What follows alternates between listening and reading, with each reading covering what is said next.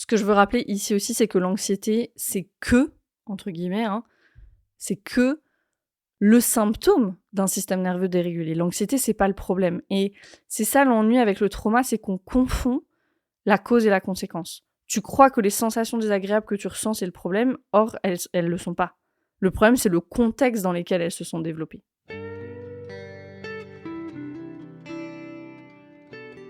Bienvenue dans Pas de soucis, le podcast pour se libérer de l'anxiété avec Camille Thomas. Je suis Camille et avant d'être coach de santé, j'ai été une grande anxieuse. Je me suis libérée de l'anxiété le jour où j'ai compris que ce n'était pas dans ma tête. Pas de soucis, c'est le podcast pour celles et ceux qui sont fatigués par tout ce qu'ils ont essayé et qui savent qu'ils ont le pouvoir de guérir de l'anxiété naturellement.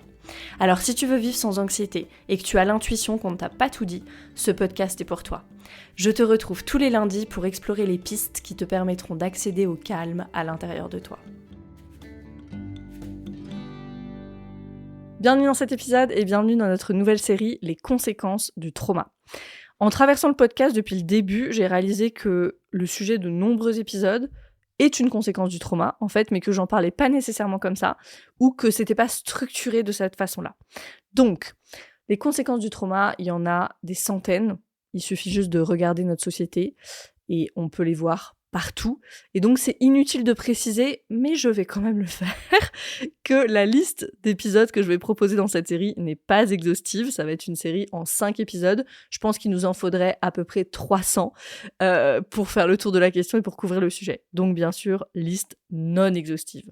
Ce que j'ai fait, c'est que j'ai pris des sujets que j'ai déjà évoqués dans le podcast, parmi ceux qui vous ont le plus parlé, et je veux les approfondir, je veux aller plus loin. Parce que pour certains épisodes, ça fait 2-3 ans que je les ai enregistrés, et maintenant, moi-même, j'ai beaucoup évolué dans mes connaissances, dans mes réflexions, donc je vais apporter mes nouvelles lumières, et j'espère que toi aussi, ça te permettra d'aller plus loin dans ta compréhension, et comme d'habitude, que ça t'aidera sur ton chemin. C'est ma grande mission avec ce podcast. Donc, au programme de cette série et de ces 5 épisodes, premier épisode, l'anxiété. Ça va être cet épisode-là, de façon très surprenante, l'anxiété. Et je vais vraiment plonger dans le lien avec les sensations et ce que le trauma a laissé comme trace dans le système nerveux qui donne de l'anxiété aujourd'hui.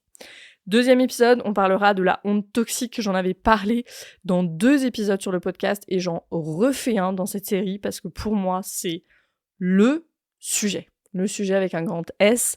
Quand j'interagis avec les personnes, je vois, je sens de la honte toxique partout.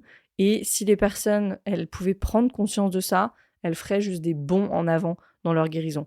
Je sais aussi qu'il faut être prêt, qu'il faut être prête pour ce sujet, qui est trop pour certaines d'entre nous.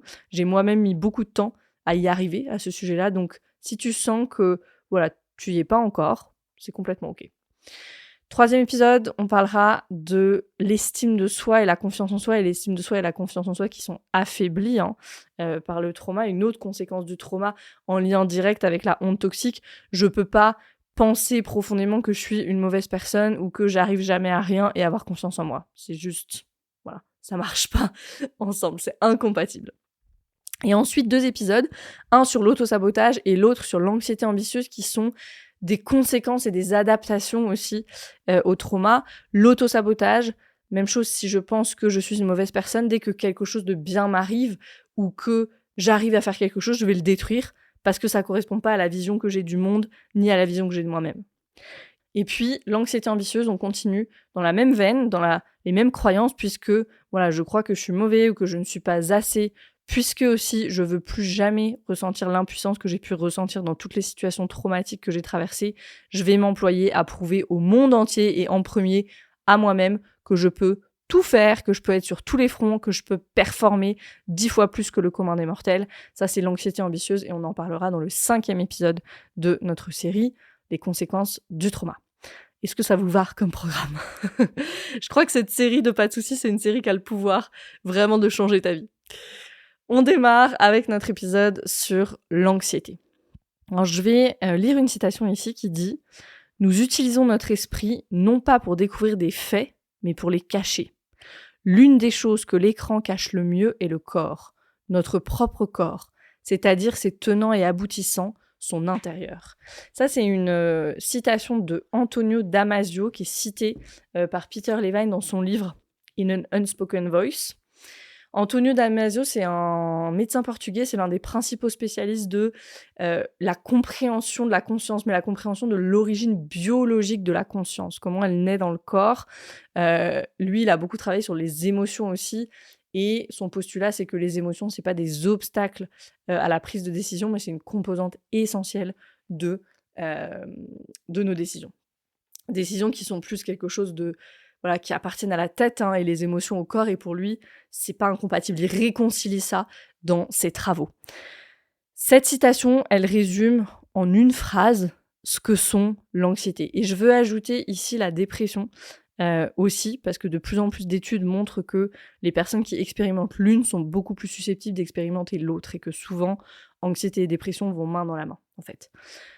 Donc je répète la citation. Nous utilisons notre esprit non pas pour découvrir des faits, mais pour les cacher. L'une des choses que l'écran cache le mieux est le corps, notre propre corps, c'est-à-dire ses tenants et aboutissants, son intérieur. C'est exactement ça. Les inquiétudes, les scénarios catastrophes, les ruminations, les pensées à 1000 à l'heure, qui caractérisent plutôt l'anxiété, elles permettent de couvrir l'activation intense qui est dans le corps. Et de l'autre côté, le désespoir, les pensées noires, l'impuissance de la dépression, qui, comme un écran, couvre l'état de conservation d'énergie extrême dans lequel est entré le système, dans lequel est entrée la physiologie qui s'apprête à mourir. Cet état dorsal profond qu'on connaît quand il y a une dépression, c'est la physiologie qui s'apprête à mourir parce qu'elle ne peut plus fuir ni se battre. Or, tant qu'on ne lève pas cet écran dont parle Antonio Damasio, ce voile posé sur le corps, on n'a accès qu'à une toute petite partie du problème, on a accès qu'à une toute petite partie de notre expérience, en fait. Et si on a accès qu'à une toute petite partie du problème, on a accès qu'à une toute petite partie, qu'à une encore plus petite partie de la solution. Parce qu'on n'a pas accès à la totalité de notre expérience, on n'a pas de levier pour la changer. Et ça, c'est ce qu'on commence à comprendre récemment. Bon, Peter Levine, Antonio Damasio, c'est des personnes qui commencent à avoir un certain âge et qui sont là depuis un moment, mais ça fait que quelques années que vraiment on commence à parler du trauma, du travail somatique, et c'est vraiment grâce aux travaux de personnes comme Antonio Damasio, Peter Levine, Bessel van der Kolk, etc. Peter Levine, il nous explique que les sensations physiques, c'est le fondement de la conscience humaine. Il dit ça dans In an Unspoken Voice. Il nous dit, en tant que créature biologique, notre corps est conçu pour réagir dans un monde en constante évolution. C'est vrai, le monde, il est super changeant, et donc, on a cette flexibilité, on est censé l'avoir, et on va voir que c'est ce que fait le trauma, c'est que ça nous enlève cette flexibilité.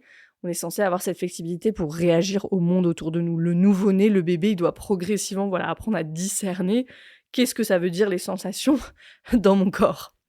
Et puis au fur et à mesure qu'on grandit, on est défini en fait par la façon dont notre corps interagit avec l'environnement. Il nous dit, Peter Levine, ce que vous faites physiquement, qu'il s'agit de plaisir, de douleur, de succès, d'échec, est enregistré par votre corps et inscrit dans votre esprit. Votre connaissance du monde, au fur et à mesure que vous interagissez avec lui, provient de l'ensemble de vos sensations, tant externes qu'internes. Donc la connaissance du monde vient de comment est-ce qu'on expérimente le monde à travers nos sensations. Ça semble plutôt logique jusqu'ici. Il cite une étude hyper intéressante dans le livre de 1963, donc ça fait un moment que ce travail est là, mais les humains, on est un peu lents. Une étude de 1963 de Richard Held et Alan Hine. Et qu'est-ce qu'ils ont fait ? Ils ont fait porter à des adultes des lunettes à prisme spéciaux, qui donnaient l'impression que tout était à l'envers. Donc en gros, à travers ces lunettes-là, les gens voyaient tout à l'envers. Et ce qu'ils ont remarqué, c'est qu'au bout d'un certain temps, généralement c'était une semaine ou deux, le cerveau des sujets, alors ils ont fait 2 groupes, des sujets qui étaient libres de se déplacer dans l'environnement, de toucher, de manipuler et tout ça, et puis un autre groupe de sujets qui n'avaient pas le droit de toucher l'environnement, de se déplacer, etc. Les personnes qui avaient le droit de se déplacer dans l'environnement, et donc de toucher, qui avaient accès à leurs sensations, en fait, en lien, en connexion avec le monde, au bout d'1 à 2 semaines, leur cerveau, il s'était adapté de sorte qu'ils percevaient de nouveau l'environnement comme étant à l'endroit. C'est incroyable ça.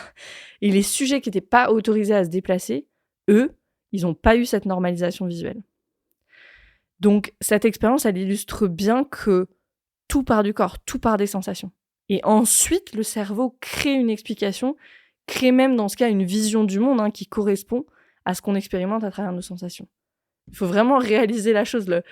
La personne, elle voyait à l'envers, et au bout de 2 semaines, elle s'est remise à voir à l'endroit parce que le cerveau, il a corrigé en fonction des sensations. What? C'est énorme. Et Peter Levine nous dit, on peut en effet dire que la pensée fonctionne comme une explication pour nous-mêmes, un rappel de ce que nous faisons et ressentons. La pensée, la symbolisation nous aide à établir des catégories d'événements, de personnes, de lieux, comme sûrs et dangereux. Ça fait économiser de l'énergie au cerveau. Ça va beaucoup plus vite après comme ça. Et donc après, qu'est-ce qu'il nous dit ? Il nous dit l'évolution des pensées, des symboles, de la communication verbale, dérivée des sensations, a donné à nos premiers ancêtres un avantage crucial, leur permettant de partager leurs succès, leurs échecs, de les transmettre à d'autres. Effectivement, la parole, si on revient à l'époque des chasseurs-cueilleurs, ça permettait de dire « allez pas cueillir à cet endroit-là ». Allez plutôt à cet endroit-là, cet endroit c'est dangereux, etc., etc. Ça leur permettait de communiquer. Et en même temps, à cette époque-là, il fallait être pleinement dans son corps. Si on était juste dans les ruminations et les pensées, on serait mort de faim. Okay. L'ennui, c'est qu'après, l'être humain s'est beaucoup développé. Alors, c'est pas un ennui, mais c'est un ennui en termes de connexion au corps. Il nous dit, Peter Levine, au fil des millénaires, l'intelligence innée du corps a été abandonnée au profit de l'exclusivité de la rationalité, de la symbolisation et du langage. Nos corps en sont venus à exister uniquement pour transporter nos têtes d'un endroit à un autre. Sinon, on n'en aurait même pas besoin. Et lui nous dit, au contraire, c'est pas ça, en fait, on se trompe. La conscience se développe à travers le développement de la conscience corporelle, en apprenant à comprendre les nuances, la signification de nos sensations physiques, internes, ainsi que de nos émotions. Donc ça veut dire quoi ? Ça veut dire que si t'es coupé de tes sensations, tu n'es pas conscient. C'est ça que ça veut dire. Vous savez, souvent, on parle du mode zombie, ou en tout cas, moi, j'utilise beaucoup ce terme-là, cette expression. Les personnes qui vivent en mode zombie sans jamais rien remettre en question, qui s'anesthésient avec des addictions, des distractions pour surtout pas être en contact avec leur vie intérieure, ni même parfois avec leur environnement extérieur. Ces personnes, elles sont pas conscientes, au sens premier du terme. Il nous dit la conscience se développe à travers le développement de la conscience corporelle. Pas de conscience corporelle, pas de conscience, ou en tout cas une conscience très très réduite, ou incomplète en tout cas. Et ce que je veux dire ici, c'est que ces personnes, c'est pas de leur faute, c'est le résultat du trauma. Revenons sur ce que ça veut dire, le trauma. Les humains, ils ont une barrière qui les protège de trop de stimulation. On va simplifier, on va dire cette barrière, c'est quoi ? C'est le système nerveux. Si cette barrière, elle est dépassée, et quand est-ce qu'elle est dépassée ? C'est quand il y a des événements, des situations qui sont trop, ou qui arrivent trop vite, ou qui arrivent trop tôt. Si elle est dépassée, cette barrière, de façon répétée, ou par quelque chose de si énorme que notre système, il rebondit pas, il revient pas de cet événement-là, le système nerveux autonome, il n'arrive plus à retrouver sa souplesse, sa résilience. Souplesse, résilience dont je parlais tout à l'heure, dont on a besoin pour interagir avec le monde. Peter Levine, il nous dit, le résultat de cette incapacité du corps et de l'esprit à s'intégrer est un traumatisme, ou au minimum, une désorientation, une perte d'autonomie, un manque de direction. Et là, sûrement, certaines d'entre vous vont se reconnaître. Il nous dit, prise au piège entre des sensations trop fortes, qui submergent, ou trop faibles, on se sent fermé, engourdi, anesthésié, et incapable de faire confiance à leurs sensations, les personnes traumatisées peuvent perdre leur chemin. Elles ne se sentent plus elles-mêmes. La perte de sensation équivaut à la perte de sens du soi. C'est exactement ça. Quand on n'a pas cette conscience corporelle, quand il y a eu, ou qu'elle est altérée, en tout cas qu'il y a eu trauma, les personnes traumatisées, et moi j'entends souvent ça, vous me le partagez souvent, j'ai l'impression que je suis plus moi-même, ou je sais plus qui je suis. J'entends très souvent ça. Mais qui je suis finalement ? Et de cette barrière qui nous protège de trop de stimulation, Sigmund Freud, il en parlait déjà en ces termes. Il soulignait que le trauma, c'est pas ce qui arrive à la personne, mais c'est ce qui est laissé comme trace à l'intérieur de la personne. Voilà comment il définissait le traumatisme. Il disait que c'est une brèche dans la barrière protectrice contre la stimulation, conduisant à des sentiments d'impuissance écrasante. Exactement. Bessel van de Kolk qui nous dit la même chose. Il définit le trauma comme non pas l'histoire de quelque chose qui s'est produit à l'époque, mais l'empreinte actuelle de cette douleur, de cette horreur et de cette peur qui vit à l'intérieur de l'individu. Donc le trauma, c'est pas quelque chose, vraiment la caractéristique, c'est que c'est pas quelque chose qui est gentiment resté dans le passé. C'est quelque chose qui vit encore dans notre expérience actuelle. Et où? Dans notre système nerveux autonome. Et notre système nerveux autonome, il est où, encore une fois? Le système nerveux, c'est pas cette entité abstraite, dans notre corps. Donc en résumé, tout ce qui est trop vite, trop tôt, empêche la physiologie d'intégrer et désoriente complètement le système nerveux autonome. Et ici, je veux insister sur autonome. La grande majorité de ce qui se passe dans le système nerveux autonome, et je dirais même la totalité, jusqu'à ce qu'on commence à faire ce travail sur soi à ce niveau-là, ce qu'on fait dans le programme Arise, par exemple. La totalité, en fait, de ce qui se passe dans le système nerveux autonome se déroule en dehors de notre conscience. Et ensuite, quand on a commencé à faire ce travail, une majorité. Il le fait tout seul. J'ai pas besoin de penser pour digérer, etc.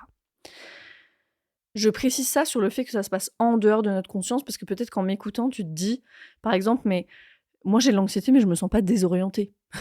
C'est tout le temps moi qui prends Google Maps, qu'emmène les gens à bon port, j'ai un bon sens de l'orientation, ok? Donc, je veux vraiment préciser qu'on parle pas de ça, et je le dis parce que sinon, quand je vais parler de la pratique de l'orientation, tu vas me dire, mais moi je sais très bien où je suis. Et là, je vais te répondre, ok, ta tête, elle sait où tu es. Est-ce que ton corps, il sait? Parce que c'est ce qui va se passer avec le trauma. Le système nerveux autonome, il est déconnecté à la fois de l'intérieur et de l'extérieur. On peut pas avoir les deux, on peut pas être connecté et déconnecté. Soit on est connecté, soit on est dans notre conscience corporelle, soit on l'est pas.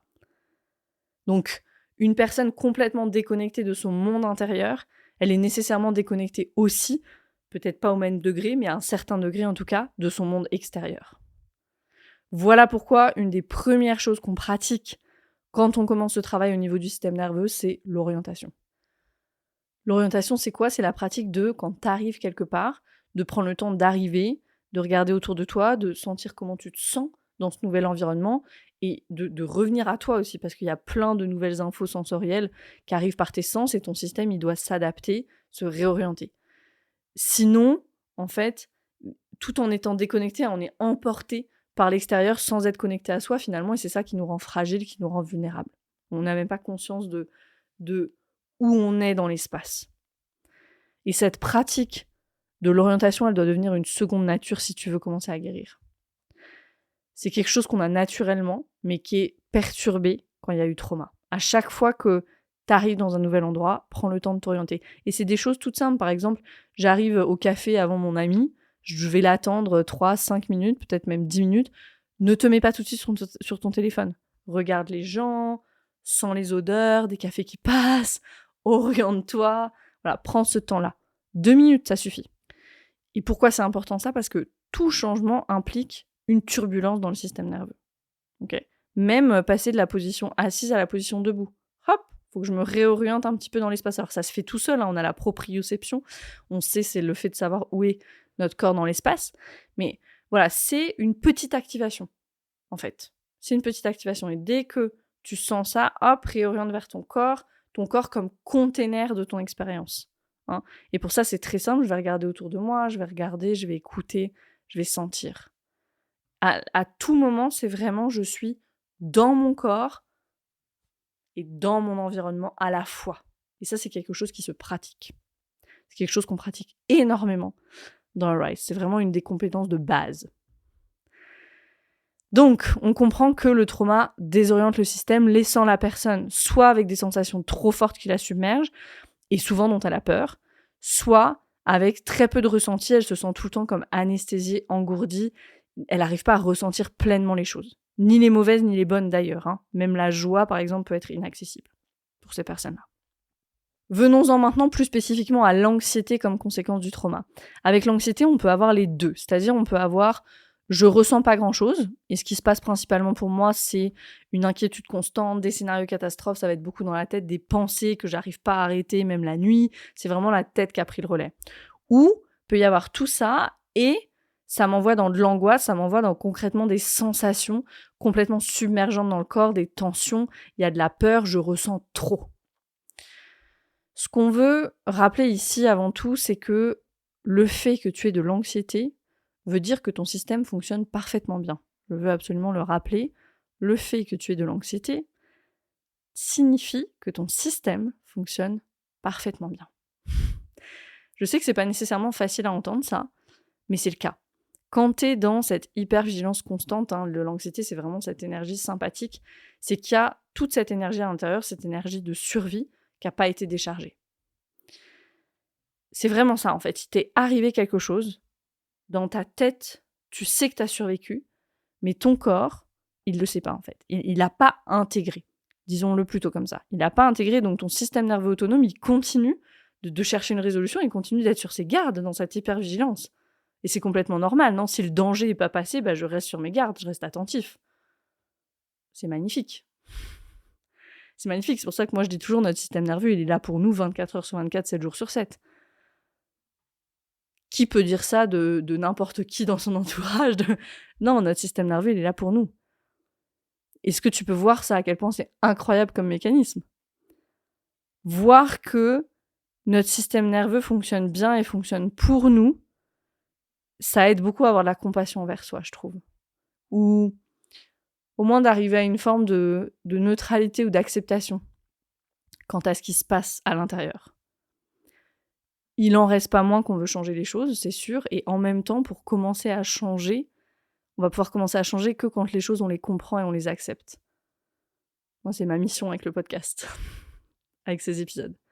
Que tu puisses comprendre un petit peu plus, aller un peu plus loin, et en espérant que ça amène, peut-être la compassion, l'acceptation, la patience aussi parfois nécessaire pour faire ce chemin-là. Ce que je veux rappeler ici aussi, c'est que l'anxiété, c'est que, entre guillemets, c'est que le symptôme d'un système nerveux dérégulé. L'anxiété, c'est pas le problème. Et c'est ça l'ennui avec le trauma, c'est qu'on confond la cause et la conséquence. Tu crois que les sensations désagréables que tu ressens, c'est le problème, or elles le sont pas. Le problème, c'est le contexte dans lequel elles se sont développées. Je vais citer Judith Herman ici dans son livre Trauma and Recovery. Elle nous dit « Les personnes chroniquement traumatisées peuvent devenir si habituées à leurs conditions qu'elles ne reconnaissent plus la connexion entre leurs symptômes physiques de détresse et le climat de terreur dans lequel ils ont été créés. » C'est exactement ça. Puisque le trauma, effectivement, il est passé, mais qui vit encore dans notre expérience actuelle, on a perdu la connexion, on a oublié le pourquoi de elles ont été créées, ces sensations, ces symptômes. Alors ça peut être un contexte de trauma répété, c'est ce dont parle Judith Herman, ou ça peut être ce qu'on appelle un trauma de choc, un événement unique qui était vraiment trop et que le système n'a pas supporté. Peter Levine, il explique le trauma comme ça, il dit « c'est comme un schéma inséré dans notre système nerveux par le trauma qui détourne notre énergie vitale en la dirigeant en permanence vers notre réponse traumatique. » On commence à orienter notre énergie vitale comme si on était tout le temps en danger, au lieu d'explorer le monde avec joie, avec curiosité, avec ouverture, de pouvoir se connecter à soi, aux autres, etc. Moi, j'aime beaucoup cette image de l'énergie vitale qu'il utilise, cette énergie vitale qui coule comme une rivière à l'intérieur de nous. On retrouve ce concept aussi dans les médecines ancestrales, c'est intéressant, de l'Ayurveda, de la médecine chinoise. Donc voilà, tu peux vraiment imaginer cette rivière qui coule en toi, cette rivière de l'énergie. C'est ton énergie de vie. En fait, cette rivière, c'est ce qui fait que tu te mets en action, c'est ce qui fait que tu te lèves le matin, que tu peux bouger, que tu peux avoir des projets, mener à bien ces projets, etc. Et puis, arrive le trauma qui crée une brèche dans la berge de la rivière. Et l'énergie vitale, elle commence à sortir du lit de la rivière. Il y a une inondation. Okay. Et notre énergie, c'est ça qui se passe en fait. L'énergie, elle commence à être... Et cette brèche, elle reste dans le système. Et donc, il y a de l'énergie, il y a de l'énergie. Et à chaque fois qu'il y a un petit peu plus d'énergie, elle est aspirée par la brèche. C'est ce qui se passe à chaque fois qu'on est activé. Notre énergie, cette rivière d'énergie vitale, elle va dans la brèche et on est aspiré par ce que Peter Levine il appelle le vortex traumatique, avec tout ce que ça comporte. Ce vortex traumatique, il va pas être le même en fonction des systèmes, ça dépend. Pour certains, ça va être beaucoup d'anxiété, pour d'autres, ça va être de la rage, faire des crises de colère, pour d'autres, ça va être le fait de s'isoler, paniquer, une crise d'angoisse, agresser les autres, etc. Toutes ces réponses traumatiques qu'on peut avoir. versus dans un système nerveux régulé, quand il y a une activation, si on reprend notre image de la rivière, peut-être que voilà, l'eau elle coule un petit peu plus rapidement, hein, il y a un peu plus d'énergie, un peu plus fort, un peu plus de vagues, et c'est normal, parce qu'il faut qu'on puisse réagir aux circonstances de la vie, mais l'énergie elle est toujours contenue dans les berges de la rivière. Okay, versus quand il y a trauma, c'est l'inondation, parce que l'eau s'engouffre dans la brèche. Donc il y a plus ce container, d'accord, et ce qui est censé être le container, c'est notre corps. Donc quand on parle de toutes ces pratiques de régulation du système nerveux, des pratiques somatiques qu'on peut faire dans le programme Rise aussi, ce qu'on fait, c'est que petit à petit, on referme la brèche pour que l'énergie vitale, au lieu d'aller vers le trauma, notre vortex traumatique, elle puisse être utilisée pour répondre différemment, et puis elle puisse être utilisée pour être mise au service de ce qu'on veut faire dans la vie aussi. Tout simplement ça. Parce que toute cette énergie détournée, ça nous laisse peu d'énergie pour ce qu'on a vraiment envie de faire. Et je crois que c'est aussi pour ça que les personnes qui vivent de l'anxiété, elles sont si épuisées, vidées, et elles ressentent très peu de cette satisfaction profonde qui vient quand on a fait quelque chose qui nous nourrit vraiment. Parce qu'il n'y a pas d'énergie à mettre, en fait, dans les ressources. Les ressources, c'est un concept dans lequel on va en profondeur aussi, c'est une des premières choses qu'on identifie dans le programme Rise. Il y a ça, il n'y a pas d'énergie à mettre dans les ressources, et on a du mal à vivre les choses comme des ressources parce qu'on a très peu d'accès à notre état ventral de sécurité et de connexion. Une note importante ici. Avec l'illustration de la brèche, tu comprends aussi pourquoi repousser le moment de se mettre en marche pour guérir, c'est pas une bonne idée. Parce que un système dérégulé par le trauma, il est plus susceptible d'être retraumatisé. Tout simplement parce qu'il est fragile. S'il y a déjà une brèche dans la berge de la rivière, la moindre petite vague s'engouffre dans la brèche et va dans mon vortex traumatique. Ce qui approfondit la brèche et ce qui la garde là, en fait. Okay, ce qui peut même créer des nouvelles petites brèches dans la berge de la rivière. Donc, qu'est-ce qu'on veut faire ? Ce qu'on veut faire, c'est faire le programme Rise. Je le dis avec humour, c'est pas de l'humour.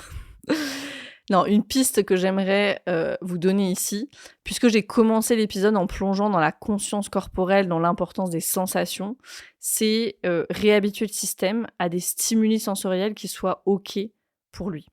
Si t'es plutôt du côté des personnes qui ne ressentent rien, il faut le réentraîner à sentir.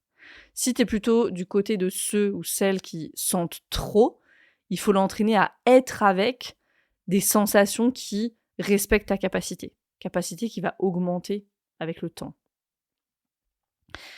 Docteur Linnea Passaler, dans son livre qui s'appelle Heal Your Nervous System, elle parle de routine de stimulation sensorielle. C'est un concept intéressant, alors auquel moi j'ajouterais la capacité à contenir la stimulation et la connexion avec l'environnement pendant qu'on fait ça, pendant qu'on pratique ces routines. Le principe, en fait, de cette routine de stimulation sensorielle, c'est quoi ? C'est de s'engager en conscience, en fait, pendant 10 à 20 minutes par jour avec des activités qui font appel aux sensations et qui font appel à nos différentes perceptions. Donc, elle, ce qu'elle propose de faire, c'est de travailler avec le système vestibulaire, avec la proprioception. J'en ai parlé un petit peu tout à l'heure. La proprioception, c'est quoi ? C'est la perception de notre corps dans l'environnement, la perception de nos positions, des mouvements de notre corps sans avoir à regarder. Et puis elle propose de travailler avec nos sens, bien sûr, le goût, l'odorat, le toucher, l'ouïe, la vue. Par exemple, pour le système vestibulaire, qu'est-ce que tu peux faire ? Tu peux te balancer, tout ce qui est les mouvements de balancement, donc sur une balançoire, une chaise à bascule, ça peut être faire des mouvements rapides, faire des jumping jacks par exemple, rapidement ça fait appel à la coordination ça. Faire des postures de yoga qui demandent de l'équilibre aussi, comme la posture de l'arbre par exemple. Et je précise ici, pendant que tu fais tout ça, n'oublie pas l'environnement, reste aussi connecté à l'environnement autour. Encore une fois, qu'est-ce qu'on a dit ? Si on est déconnecté de notre monde intérieur, on est déconnecté aussi de l'extérieur, à un certain degré en tout cas. Pour la proprioception. La proprioception, je le rappelle ici, les récepteurs proprioceptifs, ils sont dans nos muscles, dans nos tendons, dans nos articulations, et ils nous donnent du feedback sur la position, la force, le mouvement de notre corps. Donc tout ce qui va engager du coup les muscles, les articulations. Faire des pompes contre le mur par exemple. Soulever quelque chose, juste soulever une charge, quelque chose qui engage nos muscles. Hein. Même laver les vitres, ok, ça n'a pas besoin d'être des routines pour lesquelles on prend du temps en plus. Ça peut être des activités qu'on fait déjà, et qui vont... mais qu'on va faire en conscience, en fait, où on va se permettre de sentir les sensations. Ça peut être la pratique du container, le self-hug, hein, se faire un câlin. Donc voilà, très intéressant pour contenir la stimulation aussi. Ça peut être se faire masser ou juste une machine de massage à la maison, ça suffit, hein, ça va permettre de stimuler le muscle et d'avoir les sensations, là, de façon passive, mais c'est très bien aussi. Et puis après, les sens, donc le toucher, le massage aussi, bien sûr, hein. Juste venir toucher certaines parties du corps, le brossage à sec, juste se mettre de la crème, par exemple, encore une fois, pas besoin de faire des routines en plus. Prendre une douche, ça c'est une des premières pratiques de Peter Levine, la douche en conscience, où voilà, on a à mesure que le jet de la douche se promène sur notre corps, on cite, voilà, ça c'est mon coude, ça c'est mon bras, ça c'est mon avant-bras, voilà, ça permet de reconnecter. Pour des personnes qui sont vraiment très déconnectées, par exemple, juste des parties du corps ou de certaines parties du corps. C'est pas des choses extraordinaires, c'est juste l'occasion d'engager, de s'engager avec ces sensations à travers quelque chose qui est OK pour ton système. C'est se réentraîner à sentir quelque chose qui est pas submergent, qui est dans la fourchette de ce que je peux ressentir, qui est dans ma capacité. Donc tu as compris le principe. Ensuite, voilà, l'odorat, ça peut être respirer une huile essentielle, aller dans un marché, respirer les odeurs, le goût, expérimenter avec différentes textures, manger des choses croustillantes, boire de l'eau pétillante, un peu de jus de citron, de l'acide, hein, des choses qui vont stimuler un peu comme ça la vue. Ça peut être regarder un paysage. Elle propose de regarder des fractales aussi.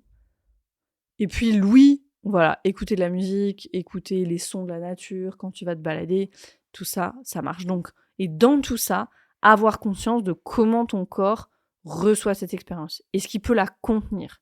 Il doit pouvoir le faire, sinon tu es au-dessus de ta capacité. Et ça veut pas dire que ça va être toujours super confortable, parce qu'on se challenge un petit peu ici, on stimule le système, ok ? Mais ça veut dire que ça doit pas te déréguler complètement. Ça veut dire quoi quand je dis respecter sa capacité ? Ça doit pas te déréguler complètement, ça doit pas t'envoyer dans de l'agitation ou au contraire t'envoyer en figement. Ça peut être un peu inconfortable et puis je sens que j'arrive comme à la limite là, à la frontière de mon inconfort. J'arrête un peu, peut-être que je fais un container, je me prends dans les bras, je me réoriente, je laisse mon système se stabiliser à nouveau. Et puis après, peut-être, je peux reprendre ou j'arrête là pour aujourd'hui. Tout ça, ce sont des concepts, c'est des pratiques dans lesquelles on va en profondeur. Ça, c'est vraiment du basique, mais voilà, on va en profondeur dans mon programme Arise. La prochaine édition commence en mars prochain. Et quand tu fais ça, quand tu développes ta conscience corporelle, quand tu connectes avec tes sensations, quand tu développes ce qu'on appelle l'interoception, hein, donc la perception de ton intérieur, tu vas pouvoir de plus en plus répondre à cette question qu'on me pose souvent, et je voulais terminer l'épisode avec cette question-là. C'est une question qu'on me pose tout le temps. Et la question c'est, comment savoir si c'est de l'anxiété ou si c'est mon intuition ? Tu t'es déjà posé cette question ? On me la pose tout le temps. Quand j'imagine quelque chose dans ma tête, quand j'aimerais dire oui ou j'aimerais dire non, j'ai un choix à faire, comment je sais si c'est de l'intuition ou si c'est de l'anxiété ?